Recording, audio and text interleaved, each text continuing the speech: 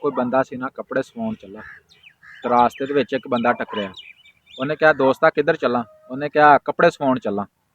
उन्हें कहा किहड़े दर्जी को? उन्हें कहा फलाने दर्जी को। वो बंदा कहता यार उहदे कोल ना जाई, बड़ा तेज़ आ दर्जी, कपड़ा रख लैंदा।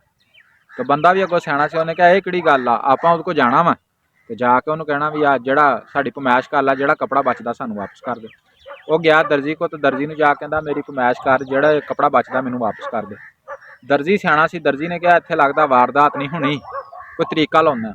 दर्जी ने कपड़ा कटदे होए फरमैश करके कपड़ा कट्टन लगा तो उन्हें एक सोहना जिहा लतीफा गाहक नूं सुनाया। गाहक बड़ा राजी होया, हस के लोट-पोट हुंदा गया। दर्जी ने थोड़ा कपड़ा सांभ लिया। फिर एक उन्हें लतीफा सुनाया, गाहक होर ज़्यादा हस्या, उन्हें फिर थोड़ा कपड़ा कट के रख लिया। तीसरी बार उन्हें एक होर चंगा लतीफा सुनाया।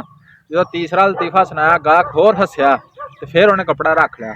चौथी दफ़ा वो कपड़ा कट्टन लग पिया तो गाहक कहंदा यार वो लतीफा तो सुना जिद्दां दे अगे सुनाए। उन्हें कहा मैनूं डर आ भी तेरा सुत्थन दा कपड़ा ना घट जाए, तैनूं लतीफा तो सुना देवां।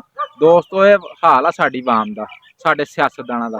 सियासतदान सानूं लारे बुत्ते ला के सब्ज़ बाग विखा के ते सानूं कैंची फेरी जांदे।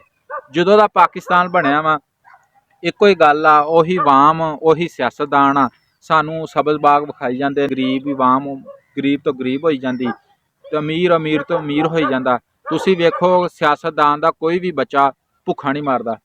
भुक्खा किहड़ा मरदा पिया जिहड़ा अज दे दौर दे विच मेहनत मजदूरी करी जांदा बस।